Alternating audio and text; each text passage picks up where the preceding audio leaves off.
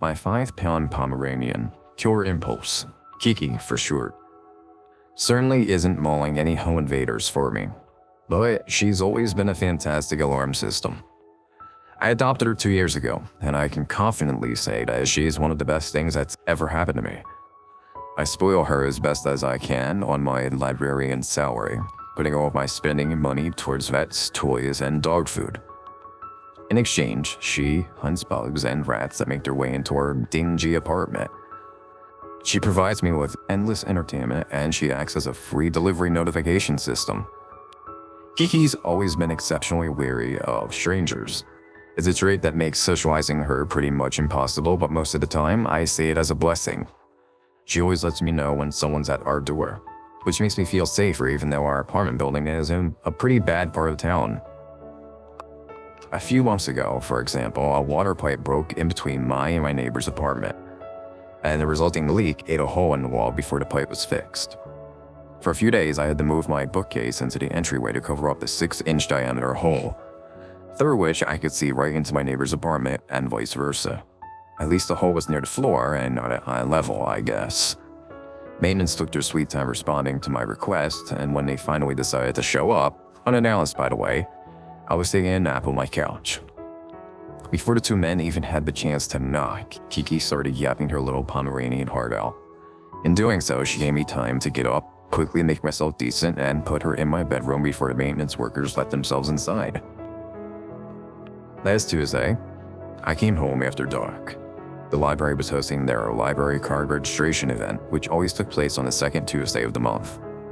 So I worked a longer day than usual. When I stepped into my apartment around midnight, I almost tripped over a piece of wood in the entryway. You see, when maintenance fixed the wall, all he did was nail a plank of wood over a hole, and it kept falling off no matter how many times I jammed it back into place. Grumbling to myself, I shoved the plank back into the wall and then took a seat on the floor, petting Killer and apologizing to her for my tardiness. She had a doggy litter box to do her business in and plenty of food, but I still felt bad about leaving her alone. I promised her an extra walk the following day. I also tried to give her a treat as an apology, but she didn't seem interested. In fact, she rarely seemed interested in her treats anymore and rarely finished her meals. I brought this up at her most recent checkup, but she hadn't lost any weight and seemed perfectly healthy, so I figured her metabolism was simply slowing as she got older. After taking off my shoes, I fixed myself some tea and sat on the couch to watch a little television. One of my favorite shows was on, so I made myself comfortable. Kiki joined me after a few minutes, hopping onto the couch and flopping dramatically onto the cushions. It was nice to be able to relax with my dog and a hot drink after a long day of work. I almost drifted off to sleep before I heard that stupid piece of wood clattering to the floor again. Rolling my eyes, I ignored the sound. I would put it back in the morning. Half an hour passed and I decided to get up. Usually, on card registration days, I ended up falling asleep in front of the TV, so I thought I'd be responsible for once and brush my teeth before getting too cozy on the couch. Not bothering to turn off the TV, since I planned on coming right back. I rose from my seat with a stretch and made my way towards the bathroom. Once I was within view of the entryway, though, something gave me pause. The wooden board was still where I had pushed it into the wall. I looked at it for a moment, wondering what had made that clattering sound. It was a little odd, but I didn't give it much thought. The walls where my building were thin, and the sound could easily have come from something like a shampoo bottle falling in my neighbor's apartment. I walked into my bedroom to change into some sleepwear, smiling as I heard the little clicks of Kiki's paws against the floor as she followed me into the bedroom. As I traded my librarian outfit for a t-shirt and sweatpants, I got a strange feeling in my gut. Have you ever overdone it on your morning coffee and gotten anxious for no good reason? Like something's triggering their fight or flight, even though there was apparently nothing wrong. That's how I felt. I surveyed the dimly lit room, even though there's nothing apparently wrong. Looking and listening for anything amiss, but there seemed to be nothing out of place. I knelt down next to Killer Impulse, trusting her nose more than my own senses. To my relief, she seemed perfectly at ease. I gave her a few good scratches behind the ears and made my way back into the couch. Kiki's still following me. I was fully awake at that point. Though Kiki seemed alright, the nervous sensation stayed with me, making it impossible to relax.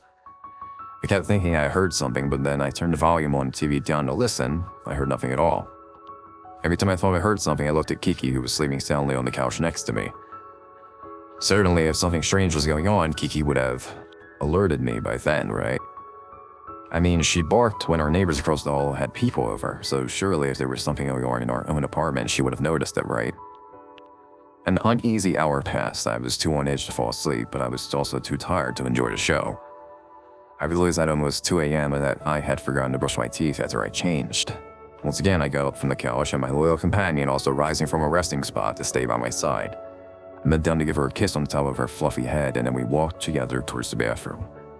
Kiki got there a little before me, stopping by the closed door and oddly beginning to wag. As I watched her tail switch back and forth, I realized that it wasn't just any wag either. It was the type of wag she made before getting a treat. Why was she making that motion in front of my empty bathroom?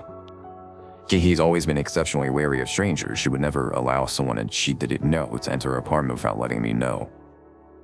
What about someone she did know? What about someone who had somehow been giving her treats every time they saw her, getting her used to their scent, to their presence? I stared at the bedroom door, my heart feeling as though it were about to beat right on my chest. I had to get out of that apartment. Dan, I said dramatically, faking an exasperated tone as best as I could. Left my wallet in the car again. I'll be right back, Kiki. I backed away from the door, keeping it in my sights until I made it out of the bedroom. Kiki followed me out, and once I made it to my apartment entryway, I grabbed my phone off the kitchen counter, scooped Kiki into my arms, and ran down the stairs to the lobby. Once I was there, I called the police to report a suspected intruder in my apartment. They found the man in my bathroom.